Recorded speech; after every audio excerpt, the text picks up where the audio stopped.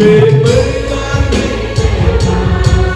मेरे परिवार में मेरे परिवार में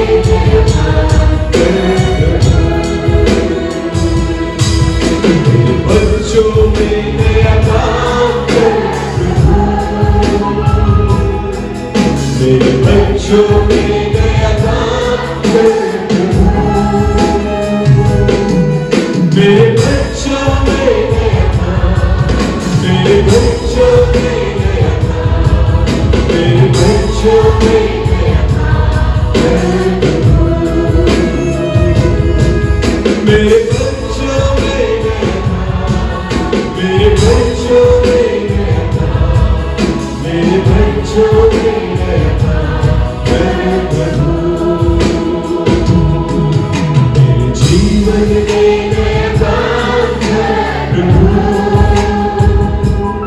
मेरे जीवन में नया काम प्रभु मेरे जीवन में नया काम मेरे जीवन में नया काम मेरे जीवन में नया काम प्रभु मेरे जीवन में नया काम मेरे जीवन में नया काम मेरे जीवन में नया काम प्रभु मेरे जीवन में नया काम मेरे जीवन में नया काम मेरे जीवन में नया काम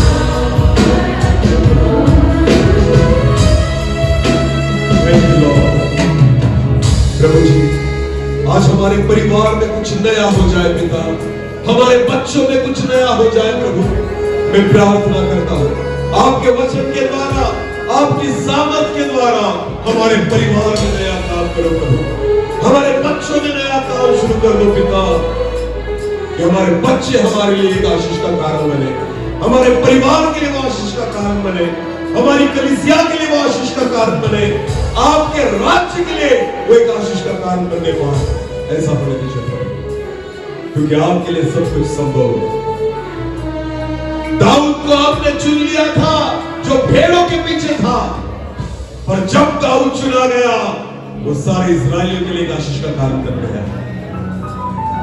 यूसुफ गुलामी में बेचा गया था और जब आपकी उपस्थिति उसके साथ थी केवल मिस्र के लिए नहीं सारे इस्राएलियों के लिए वो आशीष का कारण बन गया आज हमारे बच्चे भी केवल हमारे परिवार के लिए नहीं और जगत के लिए एक आशीष का कारण बने ऐसा होने दीजिए धन्यवाद सारा आदर महिमा चला आप ही को देते हुए प्रार्थना जिंदा खुदा प्रभु यीशु मसीह आपके सामर्थ्य और जीवित नाम से मांगते हैं आमीन बोले यीशु मसीह की प्रभु को धन्यवाद इस समय के लिए एक सुंदर अवसर परमेश्वर ने हमें दिया और इस प्रसंग में प्रभु ने हम सभी को उसके नाम से एकत्रित किया कि हम उसके वचन को सुन पाए उसकी महिमा कर पाए और जिस बच्चे का आज जन्मदिन है मैं विश्वास रखता हूँ कि प्रभु ने उसके वचन के द्वारा उसको आशीषित किया है और जरूर इस वक्त परमेश्वर आज इस समय उसके माता पिता से और जितने भी माता पिता यहाँ पर है सभी से और बच्चों से परमेश्वर आज बात करें आमीन मैं हर बार कहता हूँ कि जब अपने बच्चे छोटे होते हैं और हम अगर उसको हॉस्पिटल में लेकर गए तो छोटे बच्चों को डॉक्टर नहीं बोल सकते कि ये दवाई तुमने सुबह लेनी है दोपहर में लेनी है या शाम को लेनी है क्योंकि बच्चे कैसे हैं छोटे तो बच्चों को जो दवाई देनी है उसकी जिम्मेदारी किसकी होती है मम्मी पापा माँ बाप की बराबर है ना तो मम्मी पापा को डॉक्टर बोलेंगे कि बच्चों को ये दवाई सुबह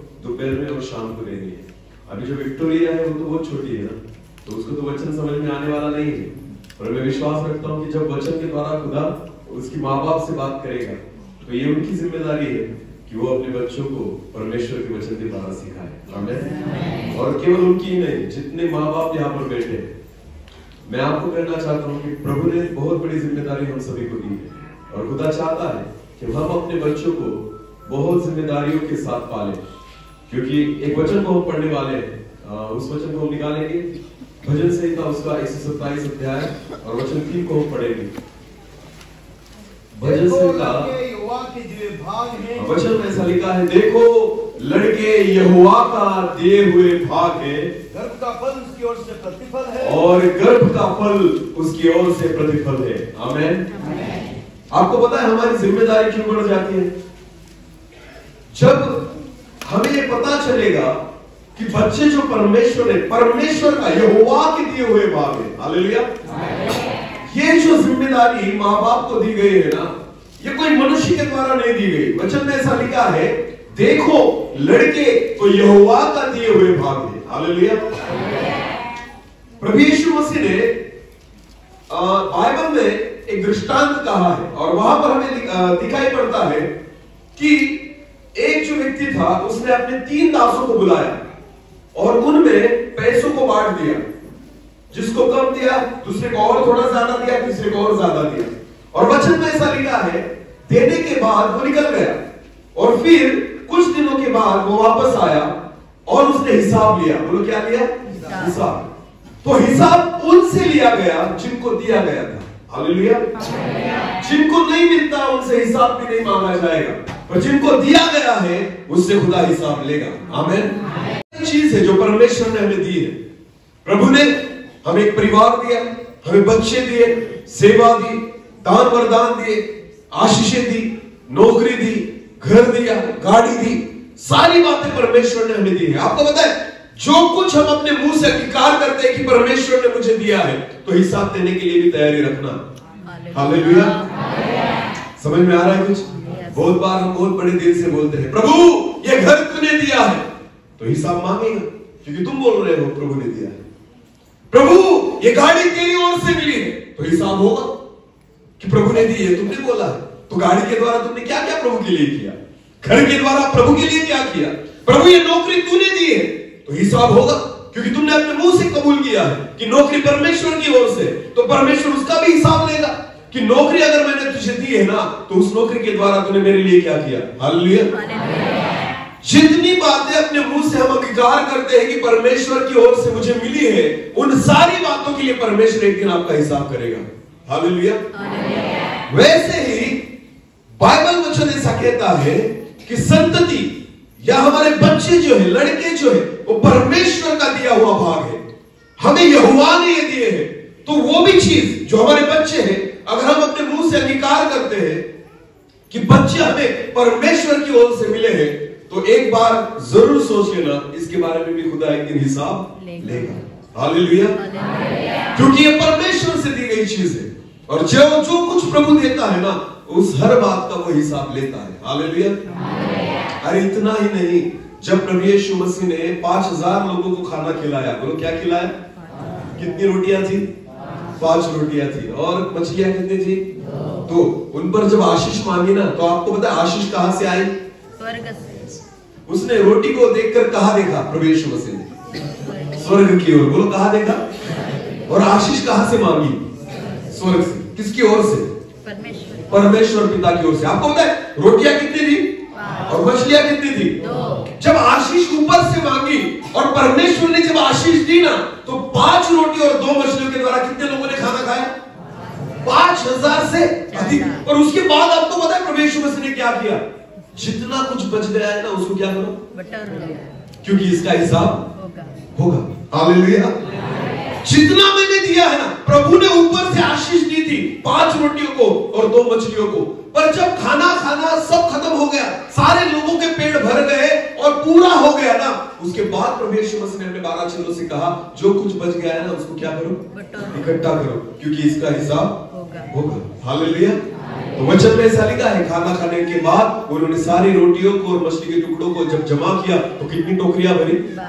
वचन में लिखा गया है, हिसाब दिया गया है। आमीन। जितनों ने खाया उसका हिसाब है, और जो बचा है उसका भी हिसाब है।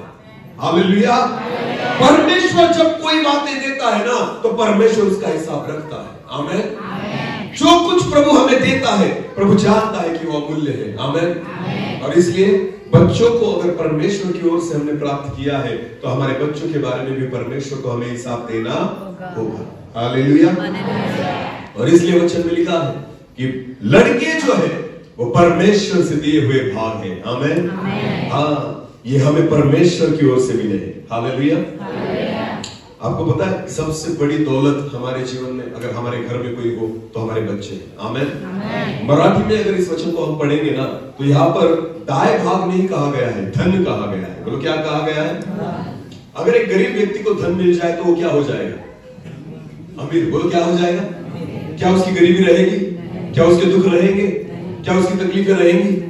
आपको पता है जिस व्यक्ति को धन मिल गया वो गरीब था, और उसके बाद वो गरीब नहीं रहेगा क्योंकि उसको क्या मिल गया? धन। और वचन में लिखा है बच्चे तो यहोवा की ओर से मिला हुआ धन है। आमीन।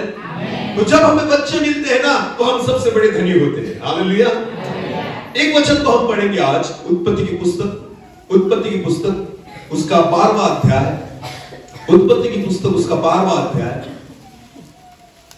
और वचन 1 से लेकर आगे पढ़ेंगे। उत्पत्ति की पुस्तक उसका 12वां अध्याय और वचन 1 से लेकर आगे। यहोवा ने अब्राहम से कहा, अभी ध्यान देकर सुनना। यहोवा ने अब्राहम से कहा, अपने देश और अपने कुटुंबियों और अपने पिता के घर को छोड़कर। आपको पता है परमेश्वर ने अब्राहम को बुलाया। आमीन। चुन लिया उनके लोगों में से, उसके शहर में से, उसके देश में से परमेश्वर ने उसको चुन लिया। तो वचन में ऐसा लिखा है परमेश्वर ने अब्राहम से कहा, अपने कुटुंबियों और अपने पिता के घर को छोड़, अपने पिता के घर को छोड़कर उस देश में चला जा, उस देश में चला जा और मैं तुझे दिखाऊंगा, जो मैं तुझे दिखाऊंगा। हाँ। और मैं तुझसे एक बड़ी जाति बनाऊंगा, और मैं तुझसे एक बड़ी जाति बनाऊंगा। बस ये देखो आशीष जो मिली है अब्राहम को उसको गिनेंगे। तुझसे मैं क्या बनाऊंगा? पहली आशीष क्या है? तुझसे मैं बड़ी जाति बनाऊंगा। दूसरा तुझे आशीष दूंगा, तुझे आशीष दूंगा। तीसरा तेरा नाम महान करूंगा, तेरा नाम महान करूंगा। हाँ। और तू आशीष का मूल होगा, और तू आशीष का मूल होगा। हालेलुया। ये सारी आशीषें परमेश्वर ने अब्राहम को दी और कहा कि तू सब कुछ छोड़ दे, अपने बाप दादा का घर छोड़ दे, अपने देश को छोड़ दे, और मैं कहूंगा उस देश में निकल जा तो तेरे द्वारा मैं ये सारी चीजें करूंगा। आमीन। आपको पता है प्रभु उसके द्वारा वंश बनाना चाहता था, प्रभु उसके द्वारा राष्ट्र उत्पन्न करना चाहता था, परमेश्वर को आशीष करना चाहता था, परमेश्वर उसके नाम को ऊंचा उठाना चाहता था। फिर प्रभु ने क्या किया? आपको बताया किस कारण अब्राहम का नाम हुआ, किस कारण अब्राहम का वंश बढ़ा, किस कारण अब्राहम का एक राष्ट्र निर्माण हुआ। आपको पता है अब्राहम के पास संपत्ति तब भी थी और बाद में भी आई। संपत्ति के द्वारा ये बातें अब्राहम के जीवन में पूरी होने वाली नहीं थी। भले प्रभु पैसा देता, भले उसको धन देता, भले उसको दौलत देता, भले उसके जानवर बढ़ रहे थे, सारी चीजें अब्राहम के जीवन में भरपूरी से थी। आपको पता है पर ये सारी जगत की बातें अब्राहम के जीवन में परमेश्वर के अभिवचन को पूरा नहीं कर सकती थी। ये अभिवचन पूरा होने के लिए उसको एक बेटे की जरूरत थी। हालेलुया। तो सारी दुनिया की दौलत एक जगह पर है और अकेला बेटा उसका इसहाक जो है ना वो एक जगह पर है। आमीन। क्योंकि परमेश्वर का अभिवचन इस दौलत से पूरा नहीं होगा, परमेश्वर का अभिवचन इसहाक के द्वारा पूरा होने वाला था। हालेलुया। तो इसलिए जो भी उसने अपनी जिंदगी में कमाया था ना ये अभिवचन का भाग नहीं था, अकेला इसहाक जो था ना वो परमेश्वर के अभिवचन का भाग था। आमीन। परमेश्वर अगर आपके परिवार को आशीषित कर सकता है ना तो उसी के द्वारा करेगा जो परमेश्वर की ओर से दिया गया है। आमीन। तो सबसे वचन में लिखा है कि लड़के तो यहोवा का दिया हुआ भाग है। आमीन। अगर आपके परिवार को आशीष होना है, अगर आपको लगता है कि मेरा परिवार आशीष का कारण बने, अरे मुझे बताइए ना, ईशाय जो था, ईशाय के 8 पुत्र थे और उन 8 पुत्रों में से कौन सा पुत्र उसके लिए आशीष का कारण बना? ईशाय, दाऊद। बोलो कौन? दाऊद। याकूब के 12 पुत्र थे, उसमें से कौन उसके लिए आशीष का कारण बना? यूसुफ। हालेलुया। मैं आपको कहना चाहता हूं जो याकूब था ना उसके 12 पुत्र थे पर 11 पुत्र परमेश्वर का भय नहीं मानते थे। इतना कौन मानता था? यूसुफ। हालेलुया। जो पुत्र परमेश्वर के हाथ में था, जो पुत्र परमेश्वर के नजदीक था, आपको पता है उस छोटे पुत्र के द्वारा परमेश्वर ने सारे लोगों को बचा लिया। आमीन। याकूब के लिए और उसके 11 भाइयों के लिए और सारे इजरायली लोगों के लिए अकेला यूसुफ आशीष का कारण बना। आमीन। आपको पता है आपके परिवार के लिए आपके बच्चे आशीष का कारण बन सकते हैं। हालेलुया। आपके परिवार के लिए आपके बच्चे ही आशीष का कारण बन सकते हैं क्योंकि वचन में लिखा है लड़के तो यहोवा का दिया हुआ भाग है। आमीन। वो सीधा परमेश्वर की ओर से हमें मिले हैं। आमीन। तो अगर आप परमेश्वर के पास उनको लेकर आएंगे ना, वचन में ऐसा लिखा है कि कुछ लोग जब प्रभु यीशु मसीह एक गांव में था तो कुछ लोग अपने बच्चों को किसके पास लेकर आए? बोलो किसके पास लेकर आए? हाँ, यीशु के पास लेकर आए। तो चेलों ने क्या किया? चेलों ने क्या किया? डांटा और कहा नहीं नहीं इनको मत लाओ। पर प्रभु यीशु मसीह ने क्या कहा? बच्चों को मेरे पास आने दो, उनको मना मत करो, उनको मना। आपको पता है प्रभु यीशु मसीह क्या कहता है? बच्चों को मेरे पास आने दो। हालेलुया। प्रभु चाहता है जब से आपके बच्चे छोटे हैं ना, तब से उसके पास आने दो। आमीन। जवान होने के बाद बच्चे प्रभु के पास नहीं आ सकते, बड़े होने के बाद वो प्रभु के पास नहीं आ सकते। जब वो बच्चे हैं ना, यीशु की इच्छा है तो आप उसके पास लेकर आओ। आमीन। उसके नजदीक लेकर आओ। यूसुफ जो था ना, आपको पता है याकूब ने उसको परमेश्वर का भय मानना सिखाया था छोटेपन से। आपको पता है यूसुफ किसका लड़का था? याकूब का तो था। उसकी मां का नाम क्या था? यूसुफ की मां का नाम क्या था? राहेल। बोलो क्या था? और राहेल उसकी एक उसकी पत्नी जो थी ना राहेल, उस पर वो अधिक प्रेम करता था। हालेलुया। लेया पर उसका प्यार कम था, पर राहेल जो थी ना उस पर वो अधिक प्यार करता था। हालेलुया। तो इसकी वजह से राहेल का बच्चा है ना यूसुफ, उसे बहुत नजदीक रखा और परमेश्वर का भय भी मानना सिखा रहा था। हालेलुया। तो जिस लड़के को उसने परमेश्वर का भय मानना सिखाया ना, वही लड़का सारे परिवार के लिए आशीष का कारण बन गया। आमीन। चलो नीति वचन पढ़ेंगे। नीति वचन उसका चौथा अध्याय और वचन 1 से लेकर आगे। नीति वचन 4 और वचन 1 से लेकर आगे। हे मेरे पुत्र, अभी देखना, सुलेमान कहता है हे मेरे पुत्र, पिता की शिक्षा सुन। पिता की शिक्षा सुन। बोलो किसकी शिक्षा सुन? ये सुलेमान क्यों कह रहा है? क्योंकि उसने अनुभव किया है मेरे जीवन में मैंने आशीष का कारण बना। हालेलुया। मैंने मेरे पिता की आज्ञाओं को माना, उसकी शिक्षाओं को सुना, इसलिए मैं आज राजा बन चुका हूं। आमीन। जो व्यक्ति खुद यशस्वी हुआ है, जिसके पास सारी दुनिया की धन दौलत है, जिसके पास बहुत अगम्य ज्ञान है, परमेश्वर का भय मानने वाला व्यक्ति है, वो दूसरों को कहता है हे मेरे पुत्र, पिता की शिक्षा को सुन। हालेलुया। क्योंकि मैंने मेरे पिता की शिक्षा को सुना था। उसे पता था सुलेमान को कि दाऊद ने मुझे परमेश्वर का भय मानना सिखाया है। मेरे पिता ने मुझको सिखाया कि परमेश्वर के मार्ग पर कैसा चला जाता है, और अपने जीवन में उससे मिलने वाली आशीषें जो होती है ना, तो सुलेमान को पता थी। इसलिए वो कहता है मेरे पुत्र, अपने पिता की शिक्षा को सुन। आगे बढ़ना। और समझ प्राप्त करने में मन लगाओ। और समझ प्राप्त करने में मन लगाओ। आगे। क्योंकि मैंने तुमको उत्तम शिक्षा दी है। वो कहता है क्योंकि मैंने तुमको उत्तम शिक्षा दी है। आगे। मेरी शिक्षा को न छोड़। मेरी शिक्षा को न छोड़। देखो मैं भी अपने पिता का पुत्र था। सुलेमान कहता है देखो मैं भी अपने पिता का क्या था? पुत्र था। हालेलुया। आगे आगे। और माता का अकेला दुलारा था। और मेरी माता जो थी ना, उसका मैं अकेला दुलारा था। हालेलुया। आगे। और मेरा पिता मुझसे ये कहकर सिखाता था। मेरा पिता मुझे ये कहकर सिखाता था, तेरा मन मेरे वचन पर लगा रहे। तेरा मन मेरे वचन पर लगा रहे। तू मेरी आज्ञाओं का पालन कर। मेरी आज्ञाओं का पालन कर, तब जीवित रहेगा। तब जीवित रहेगा। हालेलुया। मैंने तेरे लिए जो कमा कर रखा है ना, उसके द्वारा तू आशीष नहीं पाएगा। जो मैंने तेरे लिए ऑलरेडी बना कर रखा है ना, वो तेरे लिए आशीष का कारण नहीं होगा। पर जिस शिक्षा को और जिस वचनों को मैं तुझे सुनाता हूं ना, अगर वो तू मानेगा और उसके अनुसार चलेगा तो जीवित रहेगा। हालेलुया। अपने बच्चों को ये मत सिखाओ कि बेटा पैसे कैसे कमाते हैं। बिल्कुल नहीं। उनको सिखाओ परमेश्वर का भय कैसा माना जाता है। अगर आज हमारी परिस्थिति बदली है तो केवल परमेश्वर के कारण बदली है। हालेलुया।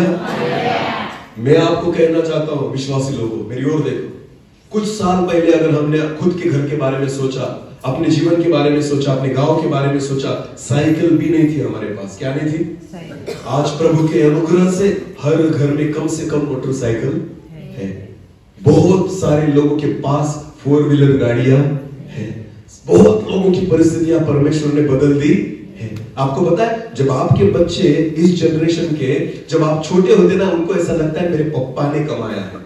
उनको क्या लगता है किसने कमाया है? मेरे माँ बाप ने कमाया। उनको बोलो हमने नहीं कमाया, प्रभु यीशु मसीह ने उसके लहू से कमा कर दिया। हालेलुया। हम तो गरीबी में थे, हम तो पाप में थे, हम तो बंधुआई में थे, जो आज अपने आंखों से अपने बच्चे देख रहे हैं ना, उनको बताना जरूरी है कि ये हमने नहीं कमाया, ये प्रभु यीशु मसीह ने उस कलवरी पर कमा कर दिया है। हालेलुया। और जिसको आज तुम भोग रहे हो, आमीन। अगर अच्छे कपड़े हमारे बच्चे पहनते हैं ना, उस प्रभु यीशु मसीह के लहू के द्वारा पहनते हैं, आमीन। अगर वो हमारे श्रापों को नहीं तोड़ता तो आज भी हम अच्छे घरों में नहीं रह पाते। अगर वो हमारे श्रापों को नहीं तोड़ता तो आज भी हमारी परिस्थिति नहीं बदल पाती। अगर वो आज भी हमारे श्रापों को नहीं तोड़ता, आज शायद हम भी दारू पीने वाले बनते, आज हम भी खुद नाश की ओर जाने वाले बनते। पर आपको पता है, प्रभु यीशु मसीह ने हमें चुन लिया और उसके मार्ग पर लेकर आया, इसलिए सारी आशीष हमारे पीछे पीछे चल रही है। ये हमें पता है, उससे फर्क नहीं पड़ेगा, बच्चों को पता होना जरूरी है, आमीन। और इसलिए दाऊद सुलेमान को सिखाता है, मेरे पिता ने मुझे सिखाया है कि हे मेरे पुत्र, मेरे वचनों को सुन, मेरी आज्ञाओं को मान, तब तू जीवित रहेगा। हालेलुया। मैंने जो तुझे कमा कर रखा है ना, ये सारी बातें तुझे सुरक्षित नहीं रख पाएगी, पर वचन जो तेरे पास है ना, उसको पकड़ के रख, ये तुझे जीवित रखेगा। हालेलुया। मेरी ओर देखो, एक व्यक्ति था, उसके 3 पुत्र थे। बोलो कितने पुत्र थे? 3 बेटे थे। वो व्यक्ति जो था परमेश्वर का भय मानने वाला था। अपने तीनों बच्चों को वो वचन के द्वारा सिखाता था, उनको भी परमेश्वर का भय मानना वो सिखाता था।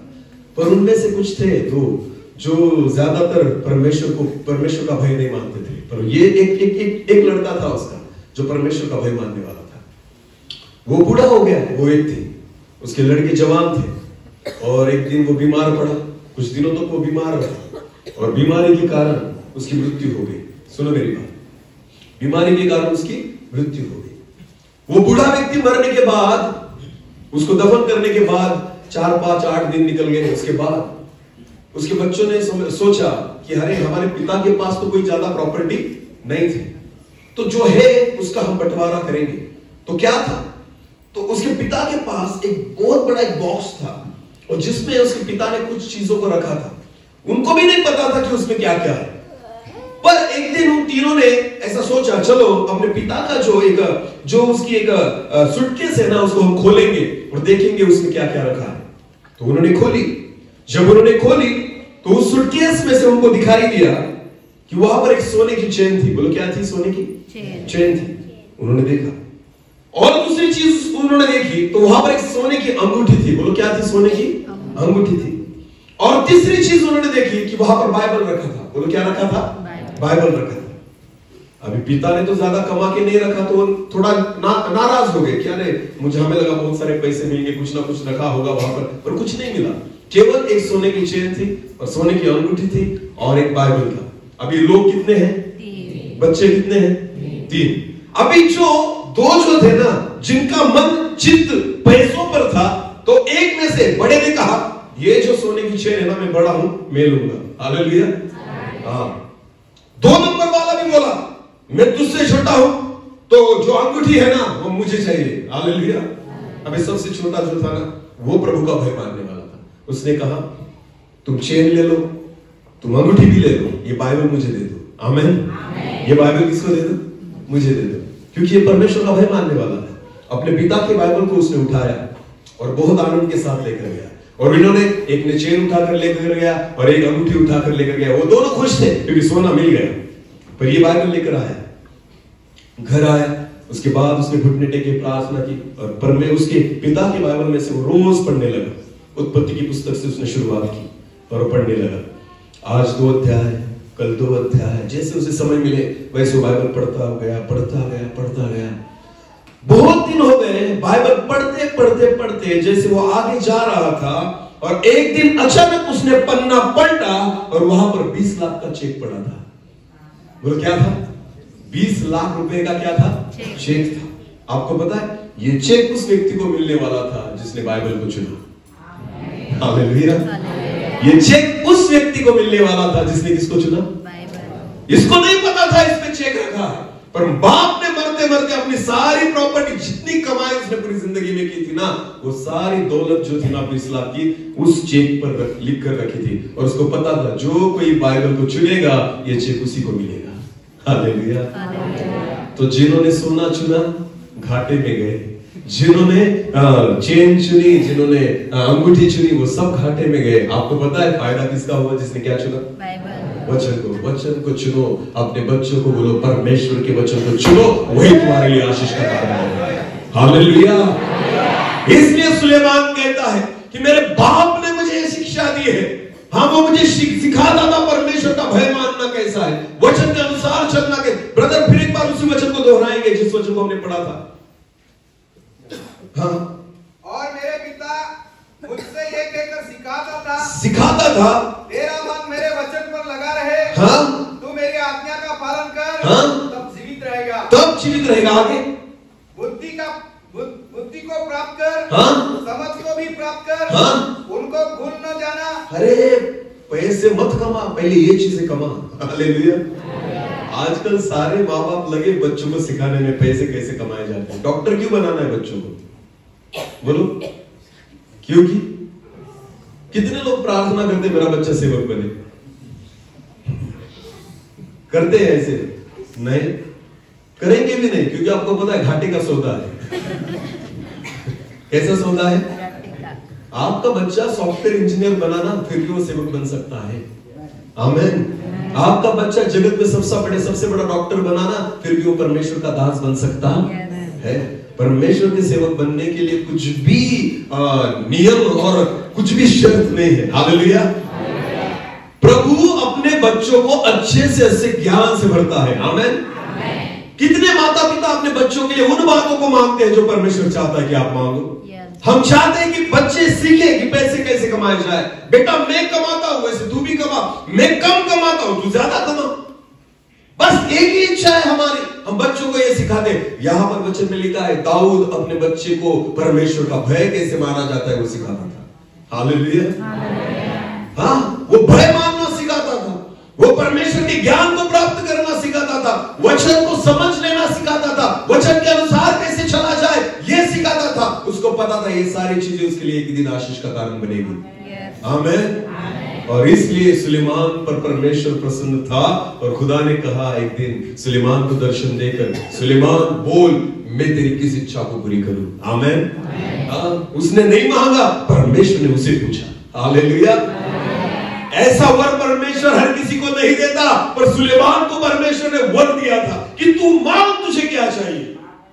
ऐसा प्रसन्न परमेश्वर हर बच्चों के बारे में नहीं होता, पर केवल वो बच्चा जो परमेश्वर उसके बारे में अगर प्रसन्न हो, परमेश्वर से कहता है बोल तू जो चाहे मैं आज तुझे दूंगा। आमीन। सुलेमान ने पैसा नहीं मांगा, सुलेमान ने धन दौलत नहीं मांगी, सुलेमान ने मुझे ये बनना है वो बनना है, बिल्कुल नहीं। उसने कहा हे प्रभु मुझे ज्ञान दे कि भला और बुरा मैं समझ पाऊं। आमीन।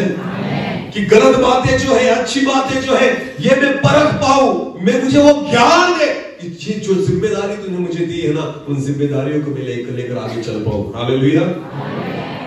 ये सारी अच्छी बातें सुलेमान इसलिए मांग पाया क्योंकि उसको उसके बाप ने वही सिखाया था कि अमूल्य बातें पैसे नहीं, अमूल्य बातें धन दौलत नहीं, अमूल्य बातें परमेश्वर का ज्ञान है जो उसकी ओर से निकलता है। आमीन। और इसलिए नीति वचन में लिखा गया है कि परमेश्वर का भय मानना ही ज्ञान का मूल है। हालेलुया। अगर ज्ञान का मूल कहां पर है तो परमेश्वर के भय से है। आमीन। और इसलिए वो कहते हैं, आपको पता है अपने बच्चों को इन चीजों के बारे में सिखाओ, आपके बच्चे ही आपके परिवार के लिए एक दिन आशीष का कारण बनेंगे। इसलिए प्रभु यीशु मसीह कहता है बच्चों को मेरे पास उनको मना। वो बचपन में ही उसके पास जाएंगे, वो बचपन में ही प्रभु यीशु मसीह को समझ पाएंगे।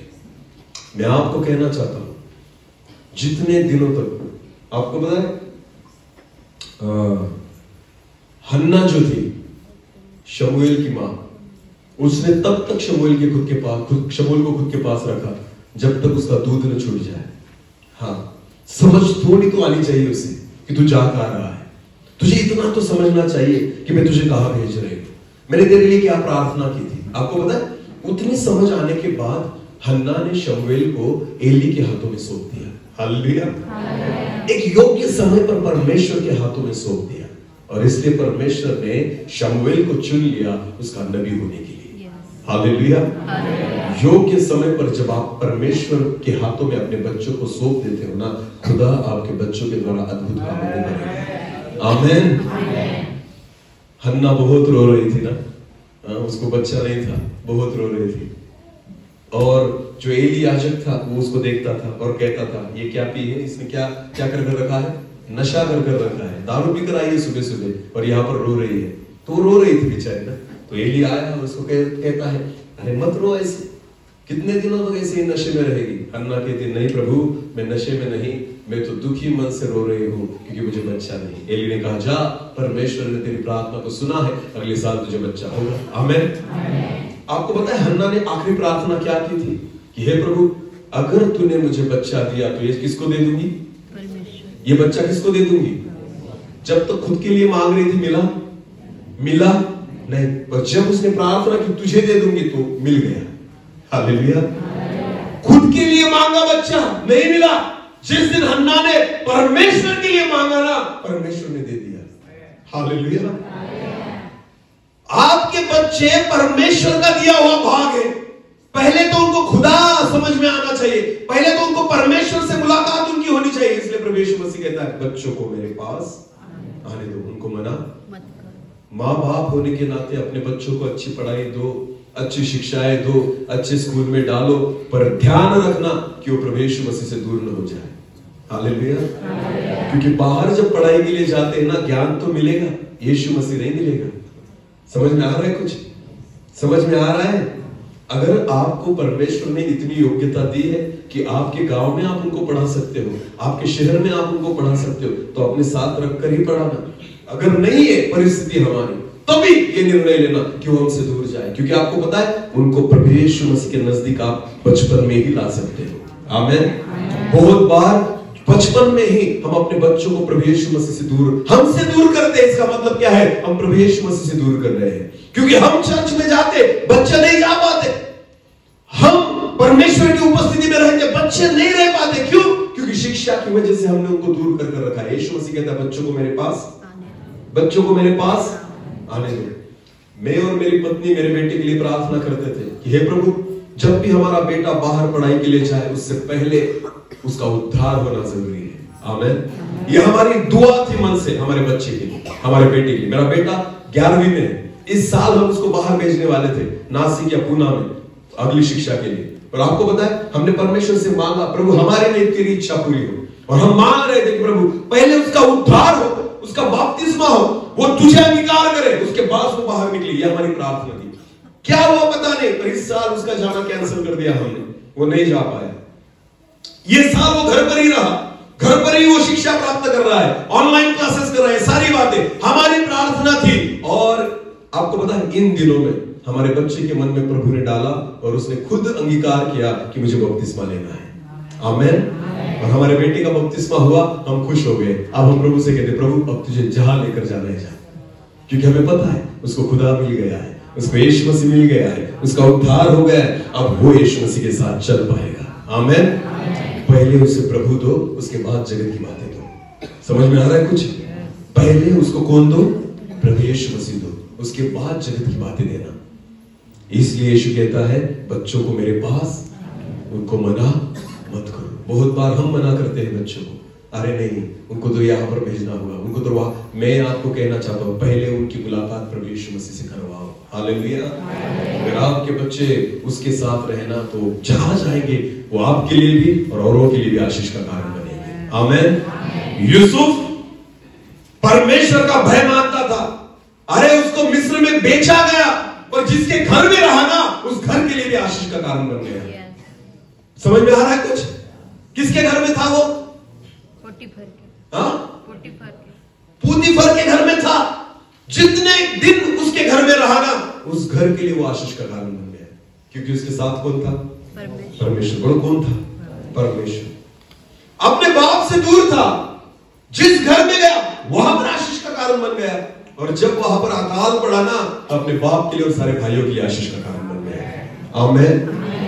उसके जीवन में परमेश्वर का भय था और वचन था, इसलिए प्रभु ने उसे नहीं छोड़ा। और आपको पता है अगर आपके बच्चों के जीवन में परमेश्वर का भय हो और परमेश्वर का वचन हो, वो दूसरों के लिए भी और आपके परिवार के लिए भी आशीष का कारण बनेंगे।